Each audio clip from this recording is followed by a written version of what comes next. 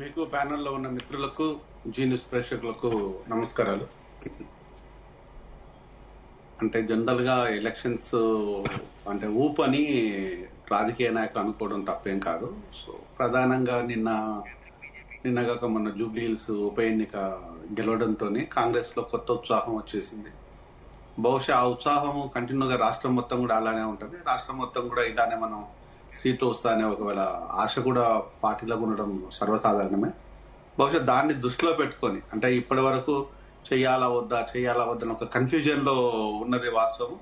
So ఇప్పుడు ఉప ఎన్నిక గెలవగానే మొత్తం రాష్ట్రం మొత్తం కూడా ఇదే ఊపుంటుంది అనేది ఒక నమ్మకంతో బహుశా ఎలక్షన్లకు వెళ్తున్నట్టుగా అనిపిస్తుంది. సో దాన్ని వెళ్ళటం లోపల తప్పులేదు, కానీ అదే ఉంటుందా అనే దాన్ని ఒకసారి పునరాలోచించుకోవాలి. ఎందుకంటే ఒకవైపు క్యాండిడేట్ ప్రయారిటీ, లోకల్ ఎలక్షన్స్ అంటే డెఫినెట్ గా పార్టీల కంటే క్యాండిడేట్ ప్రయారిటీ ఎక్కువగా ఉంటుంది. ఈవెన్ క్యాండిడేట్ ప్రయారిటీ ఉన్నా కూడా పరిస్థితులను అనుకూలించకుండా అది ఏ మేరకు ఉంటుంది, ఏ మేరకు మనకు పాసిబిలిటీ బెనిఫిట్స్ ఉంటాయి అనే విషయాన్ని ఒకసారి రాజకీయ పార్టీలు, ముఖ్యంగా పాలక పార్టీ అయిన ప్రధానంగా ఉన్న కాంగ్రెస్ కూడా ఆలోచించుకుంటే బాగుంటుంది. కాంగ్రెస్ మాత్రమే ఆలోచించుకుంటే బాగుంటుంది అనేది నా పర్సనల్ ఫీలింగ్. మరొక అంశం వచ్చేసి ఈరోజు ఒక ఉప ఎన్నిక ఒక రాష్ట్రాన్ని శాసించలేదు. ఒక ఉప ఎన్నిక రాష్ట్రానికి మొత్తం సంబంధించింది కాదు. ఇది నేనన్నది కాదు, రేవంత్ సో కాంగ్రెస్ నాయకులు మొత్తంగా ఇదే మాట మాట్లాడారు. ఇది ఉప ఎన్నిక మాత్రమే, ఇది జూబ్లీస్ మాత్రమే పరిమితం, ఇది మేము రెఫరెండంగా తీసుకోవటం లేదు అనుకుంటూనే మేము రెఫరెండం అని చెప్పుకుంటున్నాం. కానీ జనం గారు, కానీ కర్ణాటకలో గెలిచిన తర్వాత ఆ ఉత్సాహంతో తెలంగాణలో కూడా గెలిచింది కదా పార్టీ. అంటే కర్ణాటకలో కూడా సార్వత్రిక ఎన్నికలు,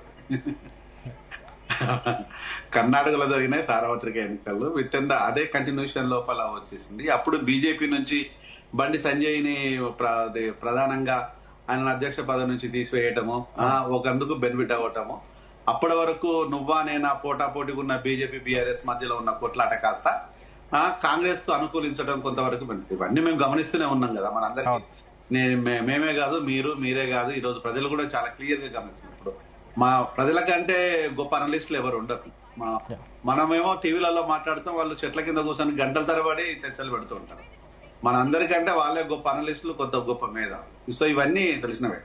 అంటే ఇక్కడ కాంగ్రెస్ గెలవాలని కోరుకున్నది కొంతవరకు అది నెగిటివ్, అంటే విపరీతమైన నెగిటివ్ అనేది అప్పుడు పాలక పార్టీ మీద ఉండడం అనేది కాంగ్రెస్ కన్సిడర్ చేసింది. బీఆర్ఎస్ తో బీజేపీకి ఉన్న పొత్తు అని చెప్పడం, లేకపోతే కవితను అరెస్ట్ చేయకపోవడం, ఇదంతా కొంత కన్ఫ్యూజన్ లో ఉంది. అదే తప్పదా ఇదే అరెస్టు ఎంపీ ఎలక్షన్లకు ముందు కనుక కవితను అరెస్ట్ చేసినట్టు అయితే బీజేపీకి అది వేరుగా ఉండేది. అది బీజేపీ తప్పిదమందామా లేకపోతే చేతగంతనమందామా అనేది దాన్ని మనం పక్కన పెట్టేస్తే బీజేపీ దానికి ఉండే బెనిఫిట్ ను యూజ్ చేసుకోలేకపోతే తర్వాత అరెస్ట్ చేయగలిగారు.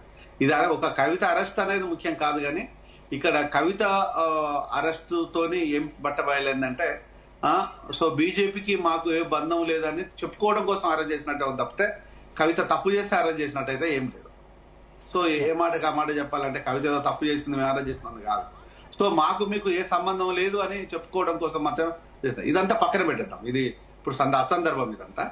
సో ఇక్కడ లోకల్ ఎలక్షన్స్ విషయానికి వచ్చినప్పుడు లోకల్ ఎలక్షన్ లోపల క్యాండిడేట్ చాలా కీలకమైన వ్యక్తి. ఏ పార్టీకైనా క్యాండిడేట్, ఇది కాంగ్రెస్ కావచ్చు, బీఆర్ఎస్ కావచ్చు, బీజేపీ కావచ్చు, క్యాండిడేట్ చాలా కీలకమైన వ్యక్తి.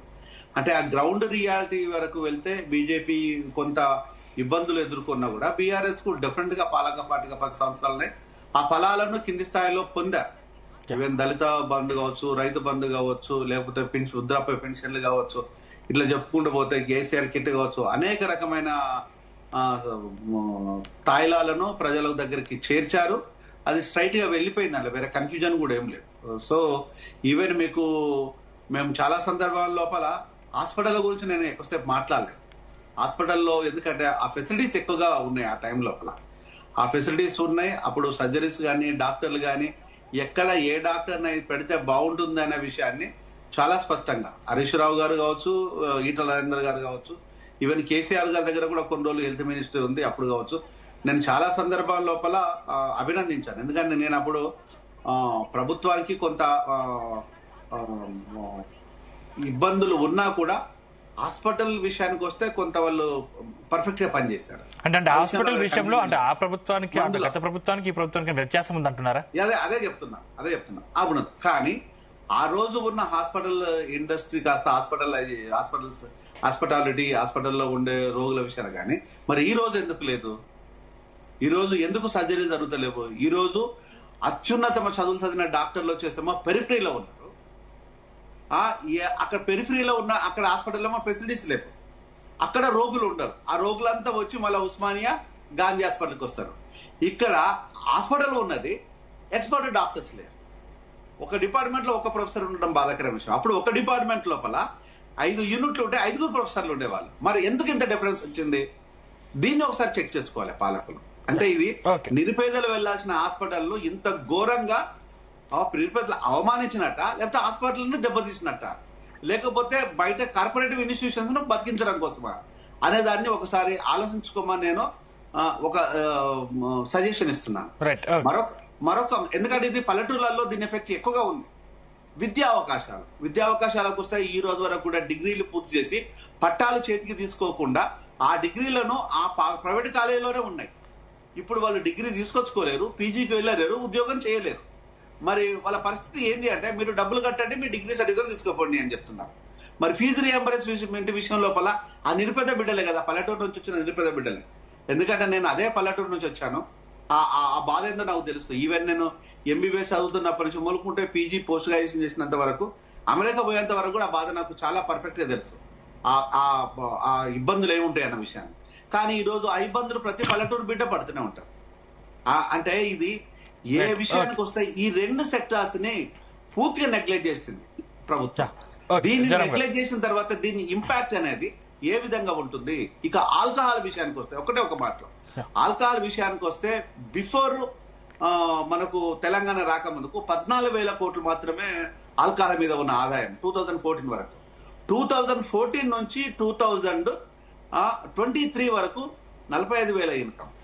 అదే చాలా ఎక్కువ అయిపోయింది, విపరీతమైన తాగుబోతులు అనుకున్నాం. కానీ ఈ రోజు 75,000 ఇన్కమ్ 2 సంవత్సరాలలో పెరిగింది. అంటే ఎంత భయంకరంగా ఆల్కహాల్ ని మనం అమ్ముతున్నామో, దానివల్ల గ్రామానికి ఒక్కరు అంటే 12,700 గ్రామ పంచాయతీలు ఉంటే ఆ గ్రామ పంచాయతీలలో ప్రతి నెలకు గ్రామానికి ఒక్కరు ఆల్కహాల్తో చనిపోతున్నారు. అది యాక్సిడెంట్ ద్వారానా లేకపోతే ఇతర కారణాలు ఏవైనా కూడా దాన్ని మూల కారణం తీసినట్టు మాత్రం ఆల్కహాలే. అంటే నెలకు 12,700 మంది చచ్చిపోతున్నారంటే దాన్ని ప్రభుత్వము ఏ విధంగా దాన్ని రికవరీ చేస్తుంది? ఆ కుటుంబాల్లో ఈరోజు యంగ్ విడోస్ గా రాష్ట్రంలో ఉండిపోతున్నారు. అది కూడా ఏంటంటే కింది స్థాయి కుటుంబాల నుంచి, పూర్ కుటుంబాల నుంచి, అది కులాల మతాలకు సంబంధం లేదు. అంటే ప్రతి ఒక నిరుపేద కుటుంబం నుంచి, కష్టపడే కుటుంబం నుంచి ఆ ఇంటి పెద్ద చనిపోతే ఆ కుటుంబం ఏమైపోవాలి? వీళ్ళకి ఆదాయమే వనరుగా పెట్టుకుంటే ఈ రోజు ఇళ్లలో నుంచి మగోళ్ళు నాశనం మొత్తము పూర్తిగా నిర్వీర్యమైపోవడానికి ఇది ఒక పెద్ద కారణము. దీని ఎఫెక్ట్ డెఫినెట్ గా ఈ ఎలక్షన్ మీద ఉంటుంది. రైట్ మనతో పాటు బీజేపీ నుంచి రవికుమార్ గారు జాయిన్ అయ్యారు. రవికుమార్ గారు, చరణ్ కౌశిక్ గారు నేను మీద మాట్లాడతాను, మళ్ళీ మీ దగ్గరకు వస్తాను. మీ దగ్గరికి వచ్చే ముందు ఒకసారి రవికుమార్ గారి దగ్గరికి వెళ్దాం. రవికుమార్ గారు